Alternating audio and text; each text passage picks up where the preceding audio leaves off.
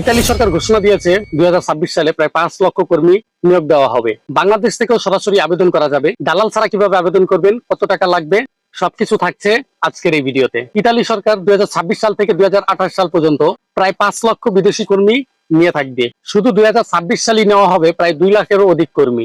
যেই খাতে ইতালি সরকার কর্মী নিবে সেগুলো হলো কৃষি, হোটেল, রেস্তোরাঁ, পর্যটন, গৃহকর্মী, কেয়ার গিভার এবং কিছু কারিগরি খাতে। বাংলাদেশ থেকে আবেদন কিভাবে করবেন? বাংলাদেশ থেকে আবেদন করার জন্য ডিক্টরিও ফুলিসি নামের প্রোগ্রামের মাধ্যমে আপনারা আবেদন করতে পারেন। অ্যাপ্লিকেশন দিতে হবে ইতালির সরকারি ওয়েবসাইটে।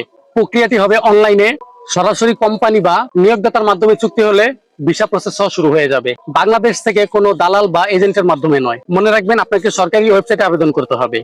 এবার আসি আপনার কত টাকা খরচ হবে। সরকারি ফি খুবই কম।